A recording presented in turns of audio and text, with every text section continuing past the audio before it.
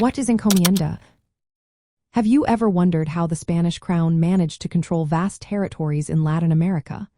One key method was through a system called encomienda. This labor and tribute system was established during the colonization of Latin America.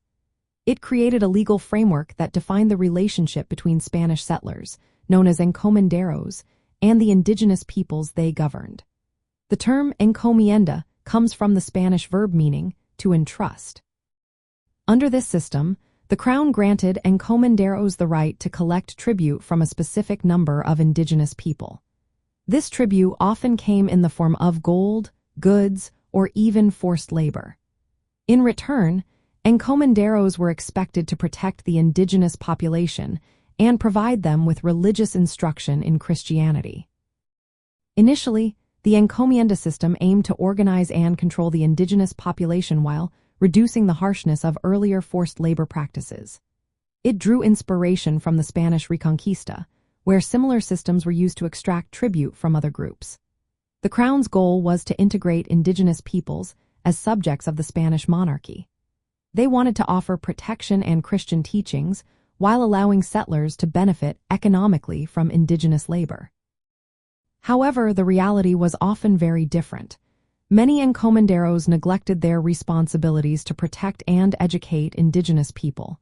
Instead, they exploited them for labor and tribute. This exploitation led to severe overwork, mistreatment, and the spread of diseases brought by Europeans.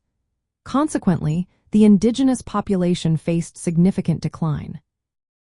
While the encomienda system did not legally grant land ownership to encomenderos, it effectively gave them control over indigenous communities and their territories.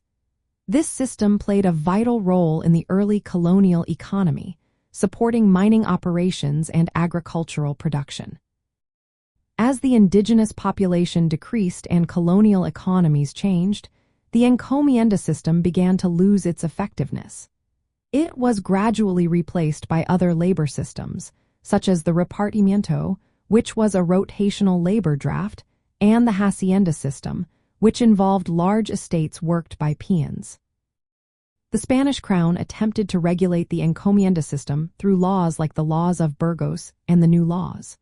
These laws aimed to limit abuses and restrict the inheritance of encomiendas. However, colonists often resisted these reforms, and they were only partially successful. By the early 18th century, the granting of new encomiendas was officially prohibited, yet the system persisted in various forms for many years. From the perspective of Latin culture, the encomienda represents a complex chapter in the history of colonial Latin America. It highlights the clash between indigenous civilizations and European colonial powers. The legacy of the encomienda continues to influence Latin American social and cultural identities today. It serves as a reminder of the impact of colonialism on the region's history and peoples.